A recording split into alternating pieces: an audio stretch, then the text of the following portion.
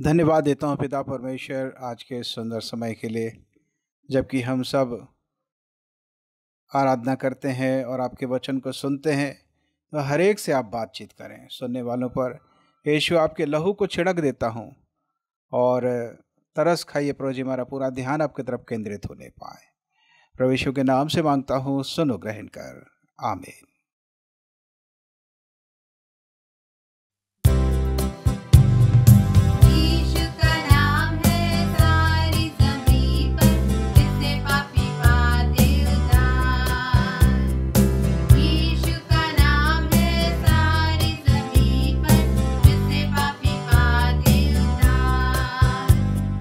दुनिया में आया,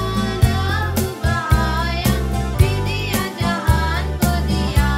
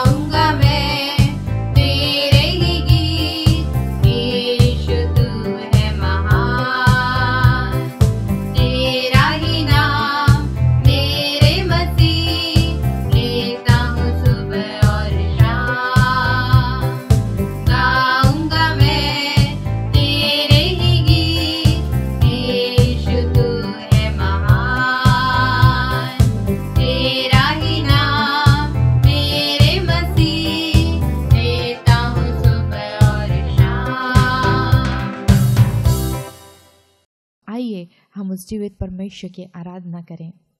रिखारालाबा शंतालाबा शेखे थेरेले बेरियंतरालाबा रिखंदरालाबा अर्बानमा शंदरालाबा रिखो दरानाबा सेखे थेरेले बेरियंतरालाबा रियंतरालाबा शंतोरोलोबो रिखंदरालाबा अर्बानमा शंदरालाबा रिबानमा शेखे थेरेले बेरियंतरालाबा कोराबानमा शंदरालाबा रिखंदलाबा शंतरालाबा अर्खंतेरेले बेरियंतरालाबा रबानमा शंतरालाबा रेखेरेले बेरियंतरालाबा। प्रभु आपकी स्तुति करते हैं, आपकी आराधना करते हैं जीवित परमेश्वर, आपकी महिमा करते हैं, आपकी तारीफ करते हैं, आपकी बड़ाई करते हैं, आपकी प्रशंसा करते हैं जीवित परमेश्वर। रबानामा शखा तेरेले बेरी अंतरालाबा, आपका नाम सब नामों से ऊंचा है प्रभु जी। आप एकमात्र सच्चे और जीवित और सर्वश्रेष्ठ परमेश्वर, आपका धन्यवाद करते हैं। रिखालाबा शंतरालाबा रेखे तेरेले बेरी अंतरालाबा को रबानामा शंतरालाबा अर्खांतरालाबा रेखे तेरेले बेरी अंतरालाबा शंतरालाबा रिखालाबा रखोरी अंतरालाबा। जीवित परमेश्वर अपनी उपस्थिति से हम सबको भर दीजिए प्रभु जी। जो हम इस समय इस ऑनलाइन हम जुड़ पाए हैं प्रभु, हम सबको प्रभु अपनी उपस्थिति से भर दीजिए। जितने देख रहे हैं इस समय प्रोग्राम को, सबको अपनी उपस्थिति से भर दीजिए प्रभु जी।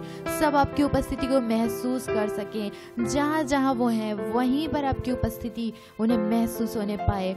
रिखालाबा शंतरालाबा रेखे तेरेले बेरी अंतरालाबा को रबानामा शंतरालाबा रखालाबा शेखेरेले बेरी अंतरालाबा रिबिलिया तरालाबा अर्खंद्रालाबा शेखेरेले बेरी अंतरालाबा रिखंदरालाबा शदोर रबानामा रिखंद्रालाबा शथेरेले बेरी अंतरालाबा को रबानामा शंदरालाबा रियंतरालाबा शंतरालाबा रियंतरालाबा रखोरियंतरालाबा शंतरालाबा। Thank you Jesus, thank you Lord.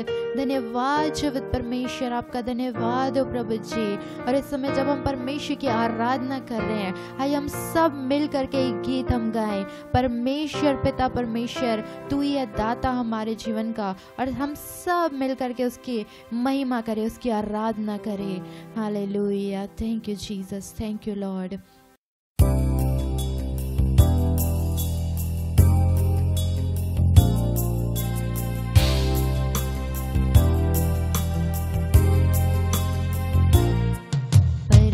परमेश्वर पिता परमेश्वर, तू ही है दाता हमारे जीवन का। जीवन से भी है उत्तम तेरी करुणा सदा हम पर। परमेश्वर पिता परमेश्वर, तू ही है दाता हमारे जीवन का। जीवन से भी है उत्तम तेरी करुणा सदा हम पर। बंजर ज़मीं से तू उगाता है फसल, सूखी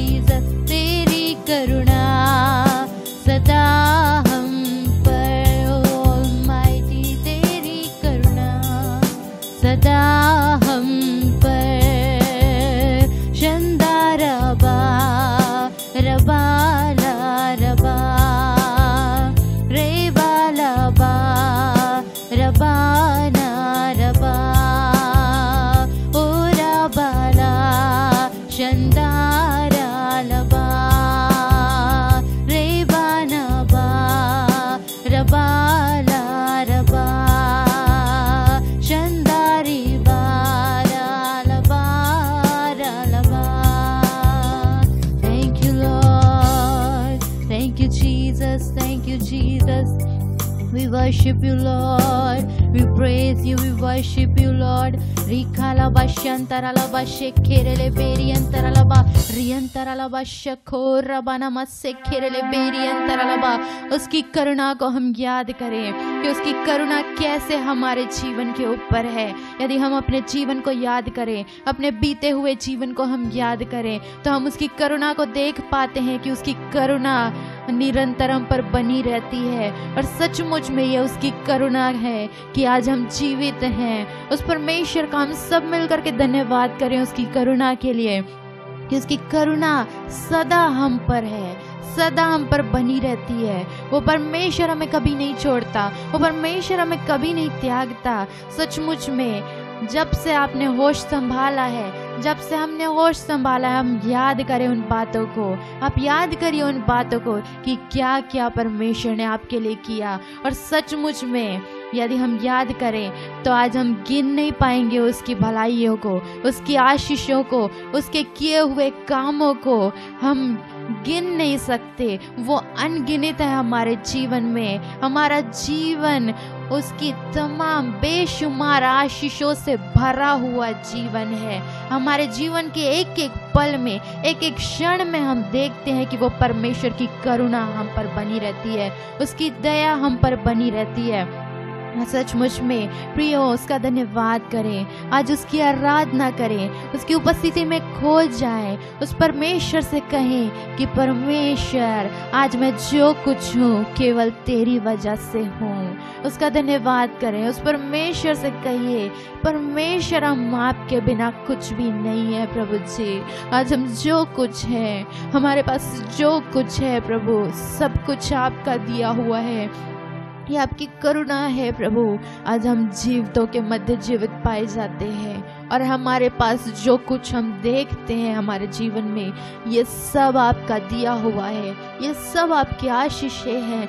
जो हम सांसें ले रहे हैं ये भी प्रभु हमारा खुद का नहीं, आप ही का दिया हुआ है प्रभु जी. ये सांसें भी आपकी है प्रभु जी. उस परमेश्वर से कहिए प्रभु ये जीवन आपका है प्रभु जी. आप जैसा चाहे इसे अपनी महिमा के लिए इस्तेमाल करिए. आज उसकी उपस्थिति में हम खो जाएं, उसकी आराधना करें. धन्यवाद से प्रभु हमारा हृदय भरा हुआ है. आज आपकी आशीषों को हम जब देखते हैं हमारा हृदय धन्यवाद से भरा हुआ है प्रभु.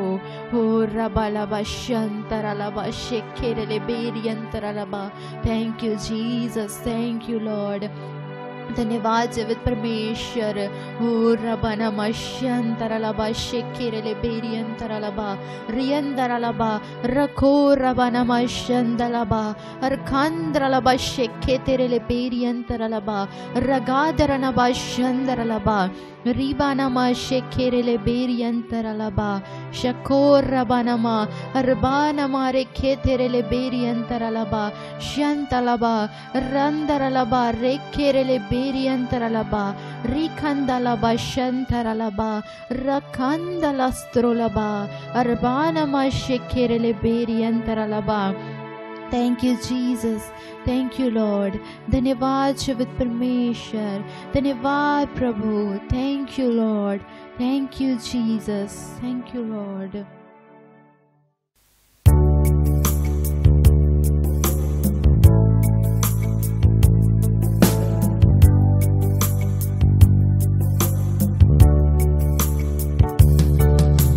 क्या दे सकता हूँ, क्या ला सकता हूँ, कहता तुझे बस शुक्रिया.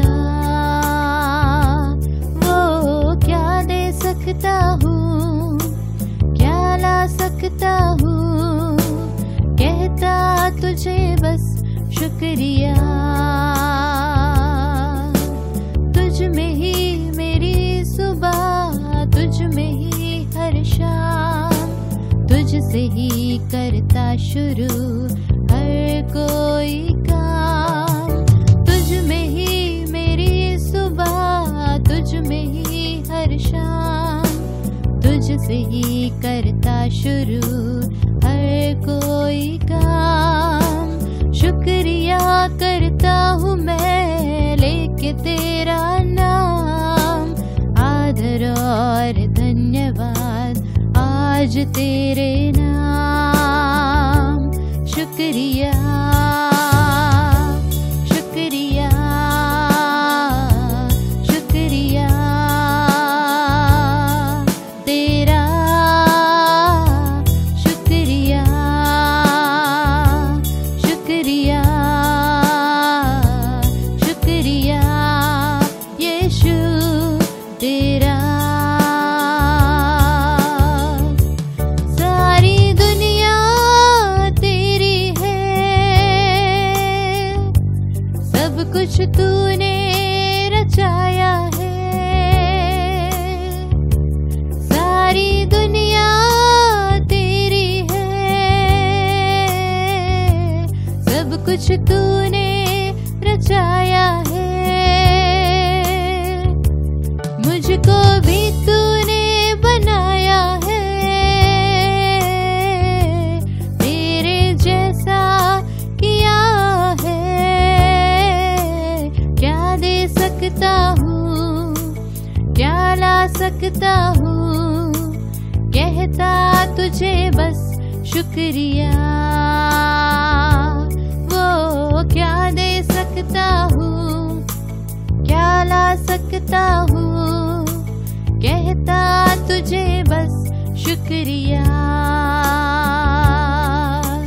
तुझ में ही मेरी सुबह, तुझ में ही हर शाम, तुझसे ही करता शुरू हर कोई काम।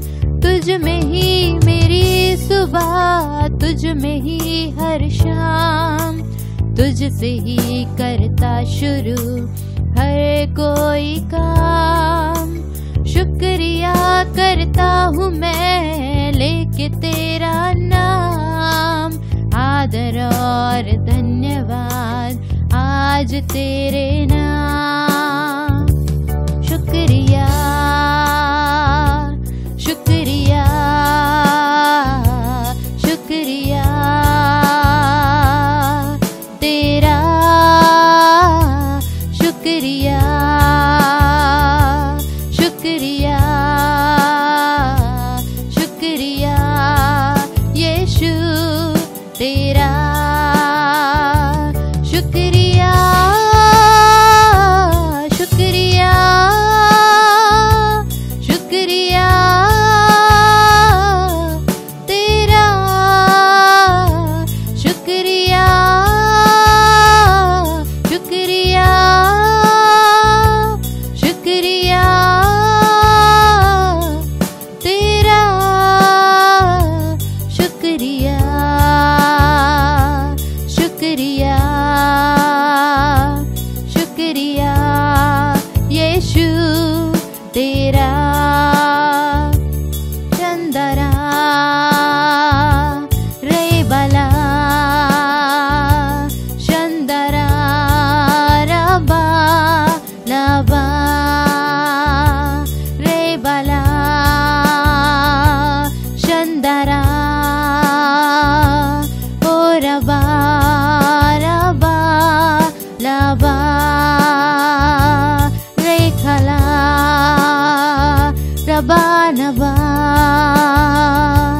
रे बला रबा लबा। शुक्रिया शुक्रिया शुक्रिया तेरा, शुक्रिया शुक्रिया शुक्रिया यीशु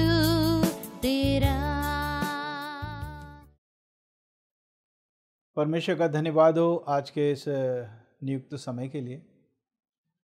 मैं परमेश्वर को धन्यवाद देता हूं कि मुझे अवसर मिला कि इस तरीके से इस माध्यम के द्वारा आप तक एक संदेश को लेकर पहुंच सकूं।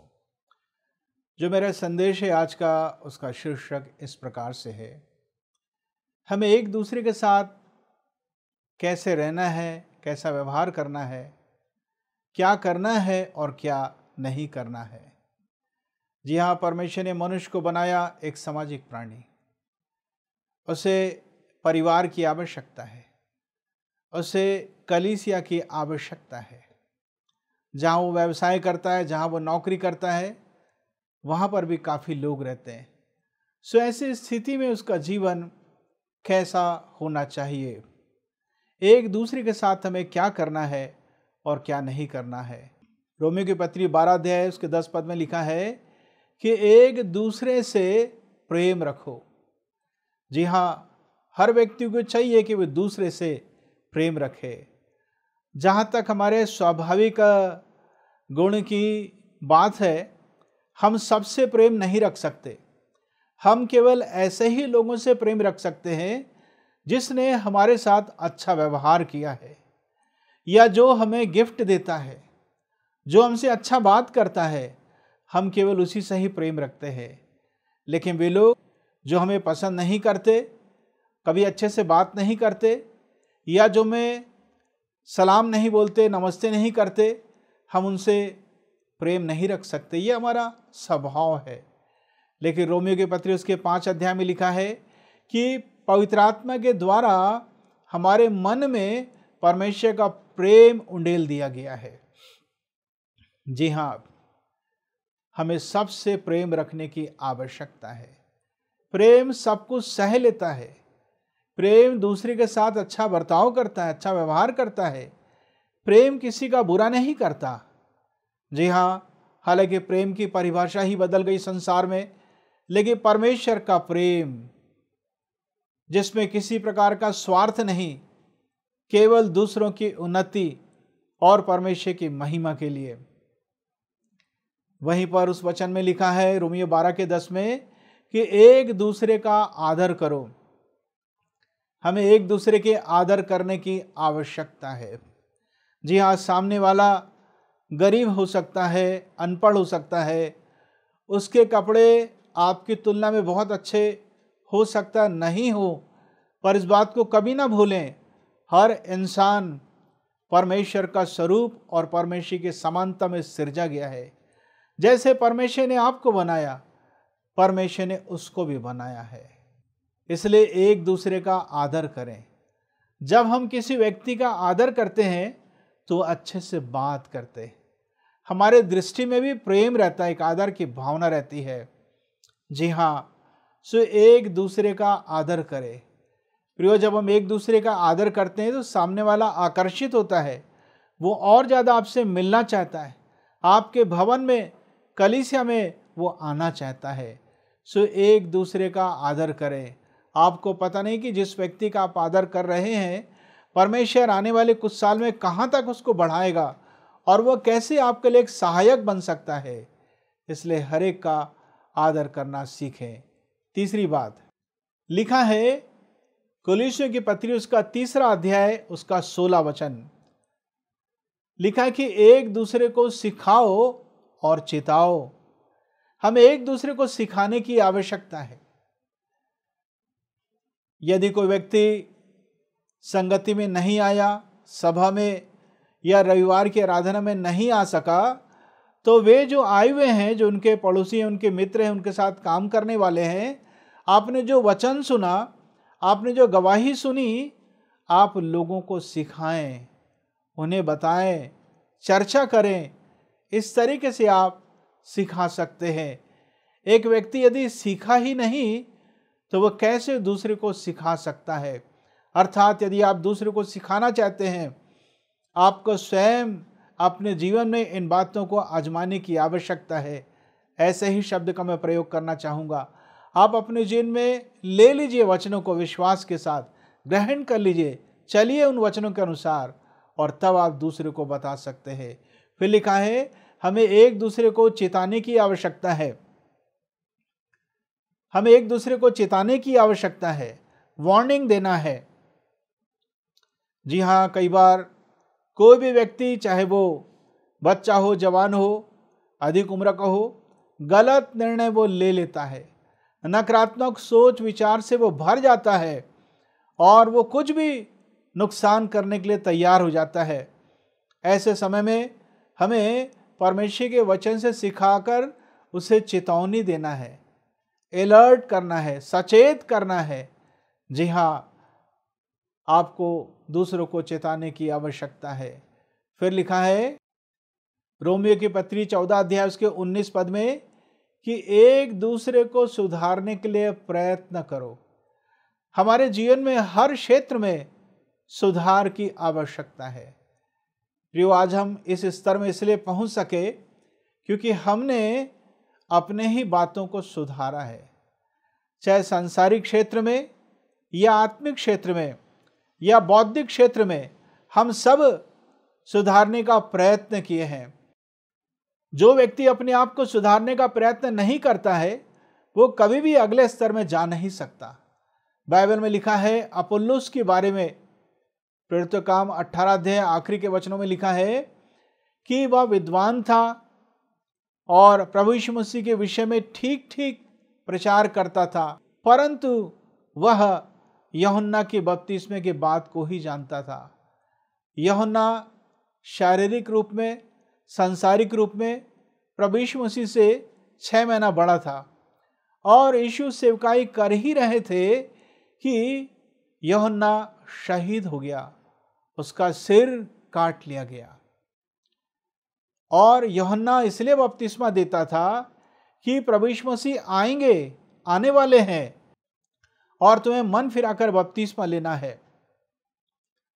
यूहन्ना की सेवा एक अग्र घोषक के समान थी, अर्थात जैसे पुराने जमाने में जब राजा को किसी स्थान में पहुंचना रहता था, उसके जो हरकारे रहते थे, जो संदेश वाहक रहते थे, वो पहले से जाकर ढिंडोरा पीटते थे, अर्थात वो सुसमाचार देते थे, संदेश देते थे कि राजा अब आने वाले हैं। जी हाँ, ऐसे ही यूहन्ना को भेजा गया ताकि प्रभु यीशु के वह अग्र घोषक बन सके। जब यूहन्ना बपतिस्मा देता था तो भविष्य काल की तरफ संकेत करता था, यीशु आने वाले हैं। और अब तो ऐसा हो गया था कि यीशु आके जा चुके थे, लेकिन अपोलोस सही ढंग से इस विषय पर प्रचार नहीं कर पा रहा था। प्रिस्किल्ला और अक्विला ने उसे सुधारा और तब अपोलोस बहुत अच्छा बन गया। प्रियो, कई पास्टर प्रचारक भी कुछ एक बातों को नहीं जानते हैं, कई विश्वासी कुछ एक बातों को नहीं जानते हैं। वहाँ पर सुधार करने की आवश्यकता है और जब हम सुधार करते हैं हम और अच्छे बन जाते हैं। आपने पेपर पढ़ा होगा कि अच्छी अच्छी कंपनीज जो कार बनाती हैं, जब उनके कार में किसी प्रकार की गड़बड़ी आती है, वो तमाम कारों को बुलवा लेती हैं, मालिक लेकर आते हैं जिन्होंने कारों को खरीदा है और तब कारों को सुधार दिया जाता है। तो इससे क्या फ़ायदा होता है कार कंपनी को? कारें और ज़्यादा बिकती हैं। सो प्रियो, मैं कहना चाहता हूँ, जब आप अपने जीवन में सुधार को लाते हैं, आपकी वैल्यू बढ़ जाती है, आपकी कीमत बढ़ जाती है और ज़्यादा उपयोगी आप बन जाते हैं। हम देखेंगे रोमियो की पत्री उसका 15 अध्याय उसका 7वां पद लिखा है कि एक दूसरे को एक्सेप्ट करें, एक दूसरे को ग्रहण करें। जी हाँ, हमें एक दूसरे को ग्रहण करने की आवश्यकता है। परमेश्वर ने 2 ही जाति बनाए संसार में, पुरुष और स्त्री, लेकिन मनुष्य ने मनुष्य जाति को कई अलग अलग जातियों में बदल दिया। उच्च जाति फिर नीची जाति, ऐसा नहीं। हम सब परमेश्वर के स्वरूप तथा समानता में सृजे गए, कोई बड़ा या छोटा नहीं।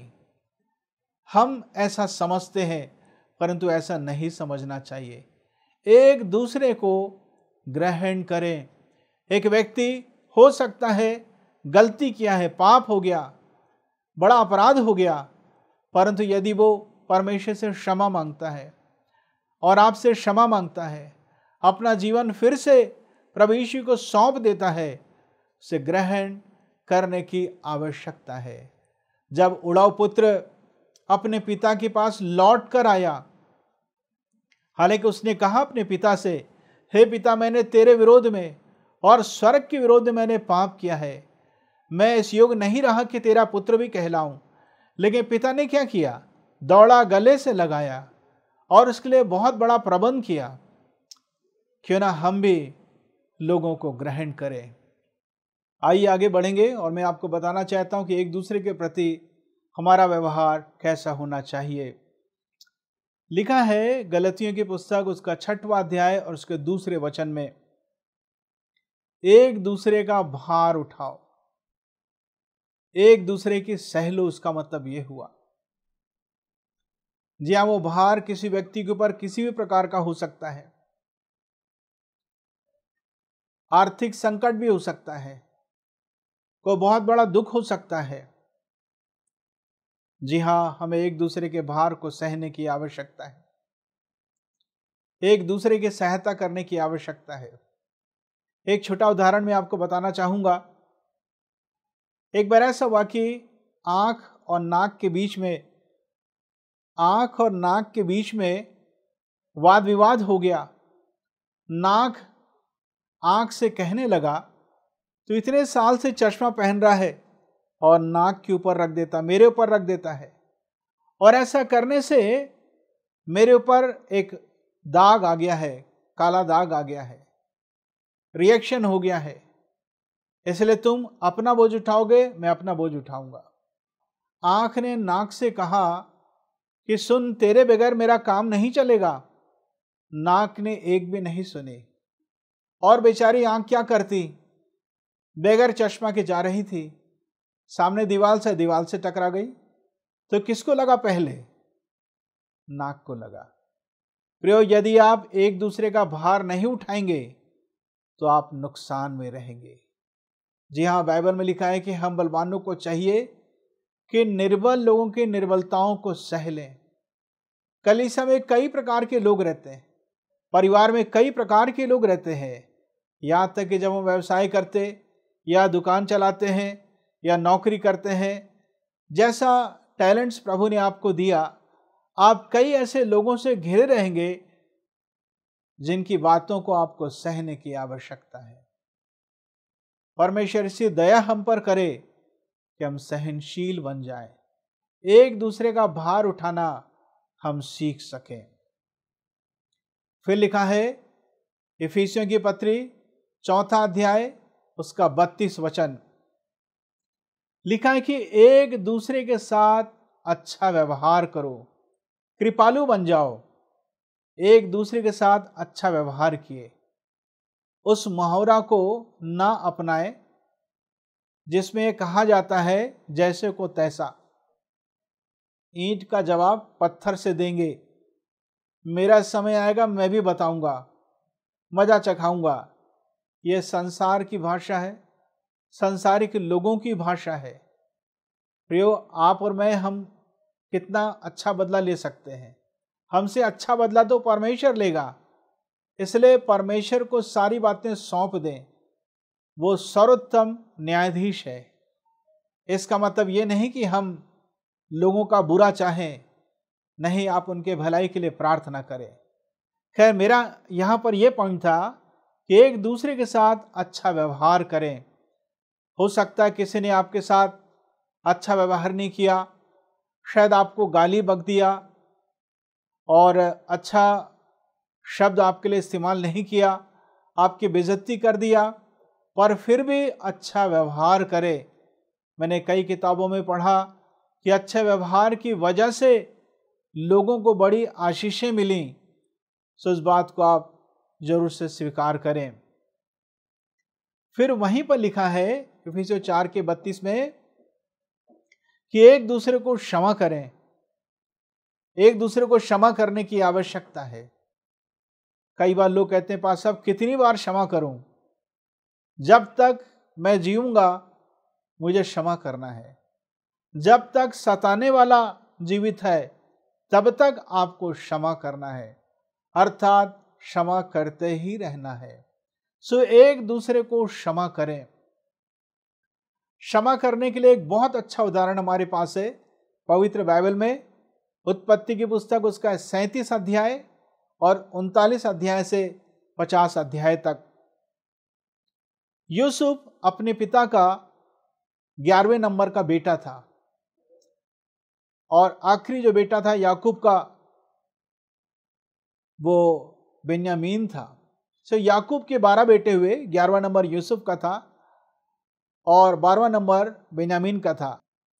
बाकी जो 10 भाई थे वो यूसुफ के साथ अच्छा व्यवहार नहीं करते थे, उसे मारे पीटे, इश्माएलियों के दल को बेच दिए, मिस्र में वो पहुंचाया गया, जल्लाद के प्रधान के घर उसकी नौकरी लगी और वहां भी गलत आरोप लगाया गया और 2 साल तक उसे जेल हो गई। लेकिन एक ऐसा समय आया कि वो देश का प्रधानमंत्री बना। उसने उस जल्लाद की पत्नी को क्षमा किया और जब उसके भाई यूसुफ के भाई आए मिस्र में अनाज लेने के लिए, यूसुफ के सामने झुक गए, यूसुफ ने अपने भाइयों को भी क्षमा किया। और एक वाक्य मुझे बहुत अच्छा लगता है, यूसुफ चिल्लाकर रोने लगता है और कहता है, मेरे पास आओ, मैं तुम्हारा भाई यूसुफ हूं जिसे तुमने बेच दिया था, परंतु परमेश्वर ने मुझे तुमसे पहले यहां भेज दिया कि मैं तुम्हारे लिए प्रबंध कर सकूं। प्रियो, न केवल हमें क्षमा करना है, लोगों को अपने पास आने देना है। मैंने आपको बताया ग्रहण करना है। जी हाँ, यदि आप क्षमा नहीं करेंगे, परमेश्वर आपको क्षमा नहीं करेगा। कई लोग नरक की आग चले जाएंगे क्योंकि उन्होंने दूसरों को क्षमा नहीं किया। क्योंकि क्षमा नहीं किए तो परमेश्वर ने उनको भी क्षमा नहीं किया। इसलिए क्षमा करना सीखें। परमेश्वर इस क्षेत्र में आपकी अगुवाई करे। फिलिप्पियों की पत्री उसका 2 अध्याय उसके 3 पद में लिखा है, दूसरे को अपने से अच्छा समझो। यानी कि एक दूसरे को, सामने वाले व्यक्ति को हमसे अच्छा उसको समझना है। परंतु हम लोग क्या समझते हैं, अपने आप को दूसरे से अच्छा समझते हैं। ऐसा नहीं। परमेश्वर का वचन ऐसा क्यों कहता कि हम दूसरे को अपने से अच्छा समझें? मैं ऐसा सोचता हूं, जैसा परमेश्वर मुझे सिखा रहा है, परमेश्वर सामने वाले व्यक्ति को भी सिखा रहा है। जैसे परमेश्वर की योजना मेरे लिए है, सामने वाले व्यक्ति के लिए भी परमेश्वर की बड़ी योजना है। अर्थात परमेश्वर जो कभी किसी का पक्ष नहीं करता, जब वो मेरे लिए अच्छा सोचता है तो वो दूसरे के लिए भी अच्छा सोचता है। जी हाँ, इसलिए दूसरे को अपने से अच्छा समझिए। तो इससे क्या होगा कि हम अच्छा व्यवहार करेंगे, किसी को तुच्छ नहीं जानेंगे। फिर आगे बढ़ते हैं। 1 थिस्सलुनीकियों 4 अध्याय उसका 18 वचन लिखा कि एक दूसरे को शांति दो। आज मनुष्य के जीवन में शांति नहीं है। वैसे शांति का मतलब क्या होता है? पहला मतलब किसी भी प्रकार का डर या भय नहीं। शांति का दूसरा मतलब विचारों में नियंत्रण। एक प्रकार का डर का वातावरण आ जाता है, एक प्रकार का भय हमारे जीवन में आ जाता है और फिर हम असुरक्षा की भावना से ग्रसित हो जाते हैं। सो जैसा परमेश्वर ने आपको शांति दिया, विपरीत परिस्थितियों में परमेश्वर ने आपको संभाला, आपने शांति का अनुभव किया। जी हाँ, उसी अनुभव को, जो शांति का अनुभव है, आप लोगों को बांटें। वैसे शांति एक अनुभव है जिसे हम शब्दों के द्वारा बता नहीं सकते। जी हाँ, आप लोगों को शांति दें। याकूब की पत्री 5 अध्याय के 16 पद में लिखा है, एक दूसरे के सामने अपने अपने पापों को मान लो। हम सबसे प्रियो गलतियां होती रहती हैं। क्या कोई ऐसा है, विश्वासी से लेकर पास्टर प्रचारक तक, जिससे एक भी गलती नहीं हुई? हम सब गलती करते हैं, परंतु महानता उस समय है जब हम मनुष्यों से सॉरी कहते हैं और परमेश्वर से कहते हैं कि मुझे क्षमा कीजिए, मुझसे गलती हो गई। जी हाँ, सो हम मनुष्यों के सामने अपने पापों को मान लें और तब चंगाई मिलेगी, छुटकारा मिलेगा। प्रभु का वचन कहता है एक घटना में याद करता हूँ, भारत और पूरे विश्व में प्रसिद्ध एक प्रचारक अंकल जिनकी मृत्यु हो चुकी है और वो परमेश्वर के पास महिमा में पहुंच चुके हैं। एक बार उन्हें एक शहर में बुलाया गया, क्योंकि उस शहर में एक पास्टर थे जिनका बड़ा नाम था और वो बहुत बुरी रीति से बीमार हो गए। तो उस शहर के सभी पास्टरों का एक संघ था, क्लर्जीमैन फेलोशिप जिसे कहते हैं। उन्होंने निर्णय लिया क्यों ना इस प्रसिद्ध प्रचारक अंकल को बुलाया जाए ताकि वो आकर उस बीमार पास्टर के लिए प्रार्थना कर सकें। सो ये अंकल जो बहुत बड़े प्रचारक थे, जब वो गए तो उस पास्टर ने कहा कि मैं बहुत बीमार हूं और मैं मरने पर हूं, और वो बहुत रोने लग गया। प्रचारक अंकल ने कहा कि परेशान ना हो, मैं तुम्हारे लिए प्रार्थना करूंगा, तुम ठीक हो जाओगे। और उसने कहा कि मैंने आपको इसलिए नहीं बुलाया कि आप मेरे लिए प्रार्थना करें, लेकिन मैंने आपको इसलिए बुलाया क्योंकि मैंने आपकी बहुत निंदा की है, मैंने आपकी बहुत बेइज्जती की है, मैंने हमेशा लोगों के सामने आपके विषय में गलत टिप्पणी की है, मैंने हमेशा आपको बदनाम किया है, और मृत्यु से पहले मैं आपसे क्षमा मांगना चाहता हूं। कितना अच्छा उदाहरण है।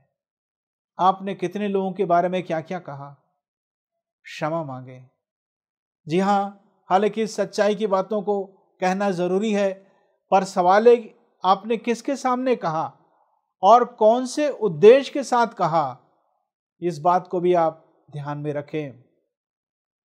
प्रियो, एक दूसरे के सामने हमें क्षमा मांगने की आवश्यकता है। पहला पत्र 4 अध्याय 8-9 पद में लिखा है, एक दूसरे की पहुनाई करें, एक दूसरे की सेवा करें। प्रियो, जब कोई व्यक्ति आपके घर में आता है, चाहे विश्वासी भाई बहन हो और हो सकता ना हो विश्वासी भाई बहन, ऐसे लोगों के सामने अतिथि सत्कार जिसे कहते हैं, ऐसे लोगों की सेवा करें।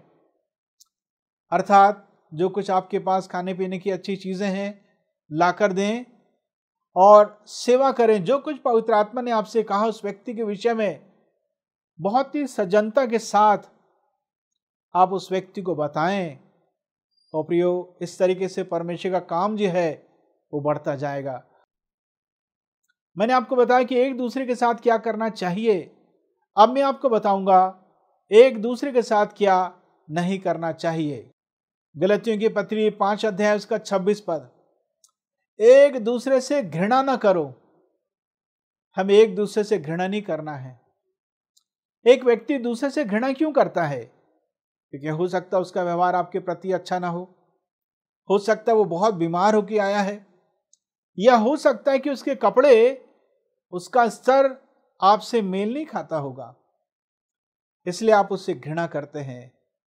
ये ना भूलें कि प्रभु यीशु मसीह ना केवल आपका परमेश्वर है परंतु उसका भी परमेश्वर है।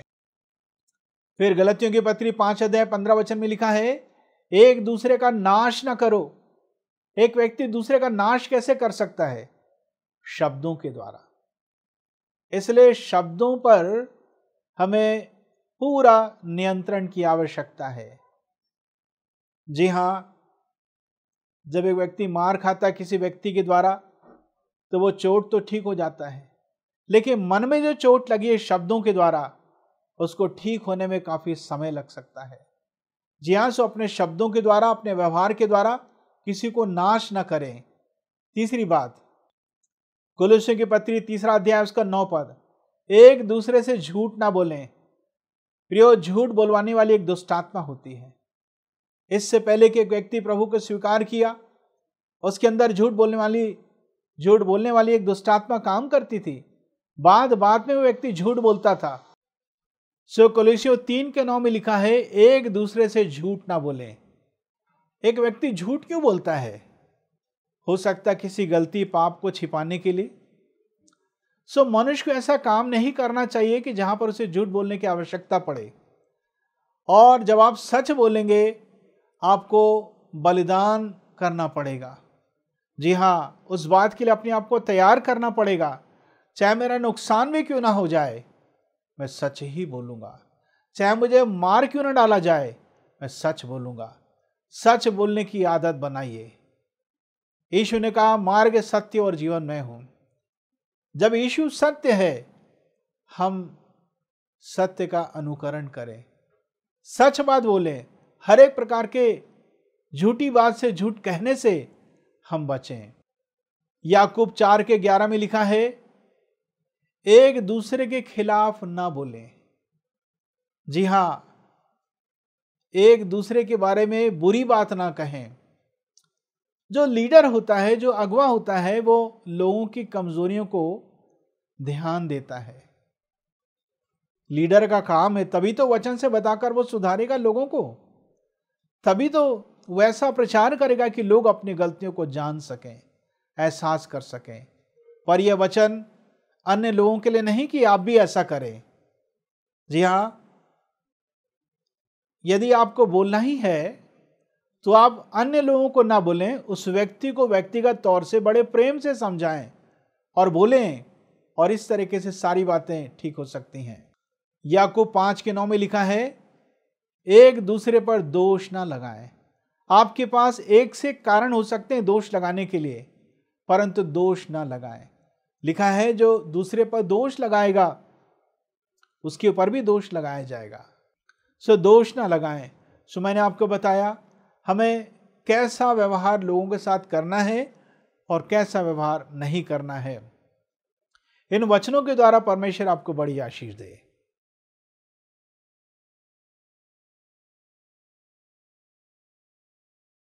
धन्यवाद देता हूँ पिता परमेश्वर आज के संदेश के लिए। हर एक पर दया कीजिए कि जबकि हम जो कलीसिया के सदस्य हैं, जो कलीसिया है, चर्च है, वो आपकी देह है प्रभु यीशु मसीह, और तरस खाइए कि एक दूसरे की वास्तव में सुधि ले सकें और एक दूसरे के लिए उन्नति के कारण बन सकें।